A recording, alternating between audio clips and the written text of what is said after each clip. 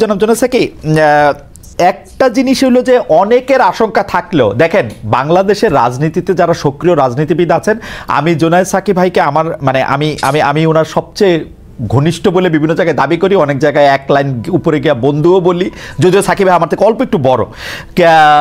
কিন্তু আমি আপনার কাছে এই প্রশ্নটা করতে চাই, সাকিব আপনি তো দীর্ঘ এটা বলে কি সাকিবের পক্ষে আপনার অবস্থানটা জানাই দিলেন? হ্যাঁ, আমি সাকিবের পক্ষে অলওয়েজ, কিন্তু আমি প্রশ্নটা করতে চাই যে আপনি তো আসলে রাজনীতিকে বিশ্লেষণও করেন, তো সেই ক্ষেত্রে 5 আগস্টের পরে যে একটা জরুরি অবস্থা জারি হয় নাই, সেনাবাহিনী যে আসলে একটা কি ক্ষমতার মধ্যে এটা বসে নাই, এটার একটা সিগনিফিকেন্স ছিল যেটা আপনার সঙ্গে আমার সঙ্গে অনেকবার আলোচনা হয়েছে। কিন্তু অন্তর্বর্তীকালীন সরকার গঠন থেকে দেশ পরিচালনায় সেনাপ্রধান সেনাবাহিনী প্রত্যক্ষভাবে জড়িত। এমনকি আমরা জনাব হাসনাত আব্দুল্লাহর কথা কিন্তু আইএসপিআর এর বক্তব্য দিয়ে অস্বীকার করা হয় নাই, বলা হয়েছে যে একটা অন্য পরিস্থিতিতে এই কথাটা বলা হয়েছে। কিন্তু এই যে প্রকাশ্যে অপ্রকাশ্যে মিটিং করা, নির্বাচন নিয়ে মন্তব্য করা, কে থাকবে না থাকবে এটা বলা, এইটা এই ক্যান্টনমেন্টের এই সক্রিয়তা আপনি কিভাবে দেখেন সাকিব ভাই? আমাদের অনেকগুলি প্রশ্ন আছে, আপনি যদি একটু ছোট করে বলেন, আমি একটু নূরকেও জানতে চাইবো যে আসলে ক্যান্টনমেন্টের এই সক্রিয়তা বাংলাদেশের রাজনীতির জন্য বা আপনি কিভাবে দেখেন সাকিব ভাই? আচ্ছা, আপনার আগের বিষয়ে যেটা আপনি বললেন মাথার উপর দিয়ে গেছে, সে বিষয়ে কিছু কথা বলতে চাই, তবে এই প্রশ্নটাকে আমি দ্রুত উত্তর দিয়ে নিই। জি, দেখুন, আমরা তো গণতান্ত্রিক রাজনীতি চাই এবং সেইখানে সেনাবাহিনীর রাজনীতিতে হস্তক্ষেপের কোনো সুযোগ নেই। সেনাবাহিনী দেশ রক্ষার কাজ করবে, তার পেশাদার সেনাবাহিনী হিসেবে গড়ে উঠবে, তার মর্যাদা, সেই প্রতিষ্ঠানকে গড়ে তোলা আমাদের কর্তব্য।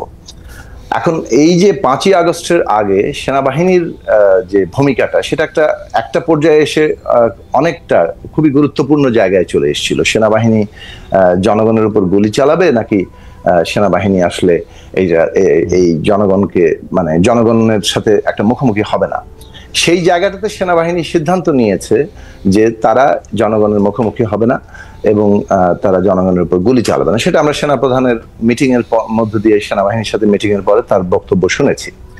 এবং একদিক থেকে বলা চলে যে এই অভ্যুত্থানের জনগণের যে উত্থানটা ঘটেছে তার সাথে সেনাবাহিনীও একভাবে কি বলতে পারেন যে তার সাথে যুক্ত হয়ে পড়েছে অথবা তার সমর্থনে এসে দাঁড়িয়েছে।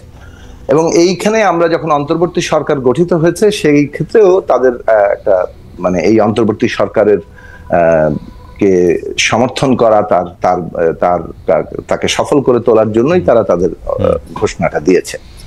তো এই ক্ষেত্রে যেটা হয় যে সেনাপ্রধানের সাথে যদি কেউ গিয়ে কোনো আলোচনা করতে চায়, আলোচনা করে, তাহলে তো সেটা মানে এখন তাদের দায়িত্বের ব্যাপার। তো সেই দিক থেকে তিনিও একটা প্রতিষ্ঠান চালান। এক হচ্ছে তিনি বলতে পারেন যে আমি কারোর সাথে আলোচনা করব না, আরেকটা হচ্ছে যে তার সাথে কেউ আলোচনা করতে গেলে তিনি তার মতামত দিতে পারেন।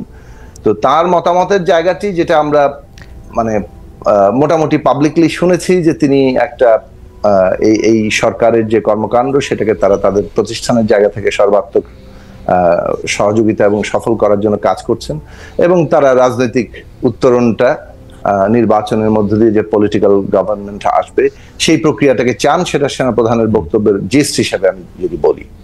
তো সেটা বলার ক্ষেত্রে এটা ঠিক যে আপনি আইনি দিক থেকে দেখলে সাধারণ মানে বাস্তবতায় গণতান্ত্রিক প্রক্রিয়ায় এই ধরনের সেনাপ্রধানের বক্তব্যটাই আসলে মানে আসার কথা না, কিন্তু যে বাস্তবতার মধ্যে এসছে তিনি হয়তো কোথাও বলেছেন এবং সে বিষয়ে প্রতিক্রিয়াও হয়েছে সমাজে।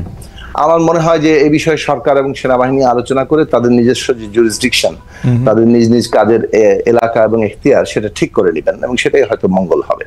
আমি একটু ফিরি আপনার ইয়েতে, আপনার মাথার উপর দিয়ে যেটা গিয়েছে। আমি দেখুন, আমার মনে হয় তো আমি আমাদের দিক থেকে আমরা আমাদের প্রস্তাবটা খুব স্পষ্ট করে বলছি এবং আমাদের মনে হয় যে 5ই আগস্টের আগেও আমরা যেমন কনসিস্টেন্ট বক্তব্য দিতাম, 5ই আগস্টের পর থেকেও আমরা কনসিস্টেন্ট বক্তব্য দিয়েছি। আমরা বলেছি যে আমাদের ন্যূনতম জাতীয় ঐক্য রক্ষা করতে হবে। ফ্যাসিবাদী সরকারের পতনের পরে ফ্যাসিবাদকে বিলোপ করে একটা গণতান্ত্রিক ব্যবস্থা নির্মাণ করতে হলে আমাদের ন্যূনতম জাতীয় ঐক্যমত্য রক্ষা করতে হবে, মানে যারা ফ্যাসিবাদ বিরোধী শক্তি তাদের মধ্যে। এবং গণতন্ত্রের মধ্যে প্রতিযোগিতা প্রতিদ্বন্দ্বিতা থাকে, কিন্তু সেটা যাতে এই ঐক্যমত্যকে ছাপিয়ে না যায়, এটা হচ্ছে প্রথম জায়গা। দ্বিতীয় জায়গা হচ্ছে আমরা বলেছি যে সংস্কার করতে হবে, নির্বাচনের জন্য সংস্কার দরকার এবং সংস্কার সম্পন্ন করা, চূড়ান্ত করার জন্য নির্বাচন দরকার, কারণ আলটিমেটলি একটা পার্লামেন্টে রাটিফাই করতে হবে সবকিছু। এখন যখন বোঝেন, তারপর আমরা বলেছি যে এই যে আমাদের ন্যূনতম যে ঐক্যমত্য হবে সেগুলো জাতীয় সনদ হবে, তার একটা অংশ নির্বাহী আদেশেই সম্পন্ন করা সম্ভব, আর সংবিধান পরিবর্তনের প্রশ্নটি ঐক্যমত্য অঙ্গীকার এবং অর্ডিন্যান্স করে সংসদে সেটাকে যাতে পরিবর্তন করা হয় সেই জায়গায় নিয়ে যাওয়া দরকার। সেই জন্য সংসদ নির্বাচনটা যে সংবিধান সংস্কার পরিষদের, আমি কিন্তু সংস্কার পরিষদের নির্বাচন আমরা চাচ্ছি, সেটাও বলেছি।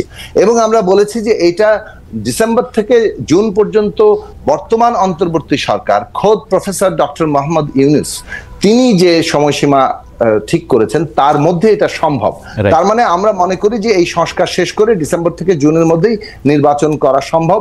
এবং আমাদের সম্ভব, আপনি কোনটা চান সেইটা জানতে চাইছিলাম, কারণ হচ্ছে যে ডক্টর ইউনূস ক্ষমতাই থাকতে চায় না, আসতেই চায় না। আমি শেষ করি, ওনার বক্তব্য তো আমরা যখন সম্ভব বলি তার মানে এটা আমরা চাই, এবং আমরা কেন চাই বলি স্পষ্ট বলেছি যে একটা গণতান্ত্রিক ব্যবস্থা গড়ে তোলাটা, অর্থাৎ সিস্টেম বিল্ড আপ করা, যেখানে ক্ষমতা হস্তান্তরের শান্তিপূর্ণ পথ থাকবে, জনগণকে জয় করে জনগণের প্রতিনিধি আকারে ক্ষমতা, এইটা নির্মাণ করতে হবে। সেটা নির্মাণ করাটা জরুরি। একজন ব্যক্তি যত ভালোই হন না কেন, যত দক্ষ প্রশাসক, যত বেশি হন না কেন, শেষ পর্যন্ত যদি জনগণের এই গণতান্ত্রিক ব্যবস্থা আমরা তৈরি করতে না পারি, সেটা টেকসই হবে না। ফলে গণতান্ত্রিক ব্যবস্থা তৈরি করাটা আমাদের কাজ। এবং প্রফেসর ডক্টর মোহাম্মদ ইউনূস তিনি যে মাপের ব্যক্তি, সারা দুনিয়াতে তার যে অবস্থান, বাংলাদেশে তার যে অবস্থান, এবং তার যে এই সময়কালে তিনি যে আমাদের সামনে তার যে সহমর্মিতা, তার যে সবকিছু মিলে তিনি যা এখন পর্যন্ত দেখিয়েছেন, আমার মনে হয় যে এটা তিনি তার কথাতেই এখন পর্যন্ত যেহেতু অটল আছেন, সেটার উপরে আমরা আস্থা রাখি।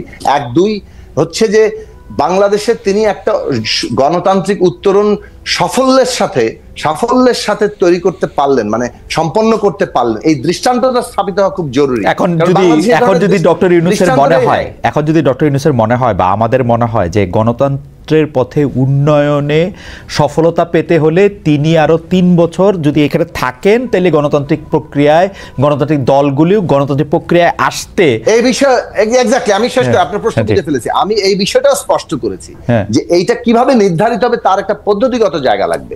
নির্ধারিত হবে, টেনিয়ার নির্ধারিত করার জন্য সকল রাজনৈতিক এবং শ্রেণী পেশা, স্টেক হোল্ডার যারা অভ্যুত্থানের অংশ, তাদের প্রত্যেকেরই সম্মতি লাগবে, কারণ সম্মতির ভিত্তিতে উনি, মানে প্রত্যেকের সম্মতি লাগবে, মানে এনসিপি তো সম্মতি দিয়েই দিছে, এখন সাকিব ভাইয়ের আর বিএনপি সম্মতি লাগবে, তাইলেই হবে। আর কে, আর বাকিদের তো আর গণসংক্ষেপে বা 1.5 মিনিটে বলবেন কিনা চীন সফর, ভারত সম্পর্কে মতামত, বিশেষ করে যদি আপনার পরিষ্কার না হয়ে থাকে আমি আগের প্রশ্নে এক লাইন একটু বলি। না, ওইটা পরিষ্কার হয়েছে ভাই।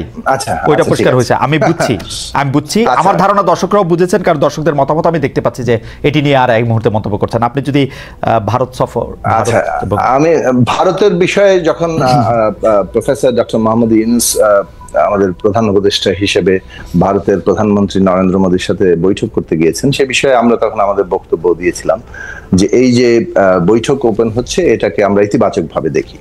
কারণ ভারত আমাদের নিকটতম প্রতিবেশী, এবং এই প্রতিবেশীর মধ্যে জনগণের মধ্যে একটা সম্পর্ক থাকতে হবে। রাষ্ট্রের প্রতিনিধিদের মধ্য দিয়ে সেটা একভাবে হয়, আর এটার অন্য মাধ্যমও আছে।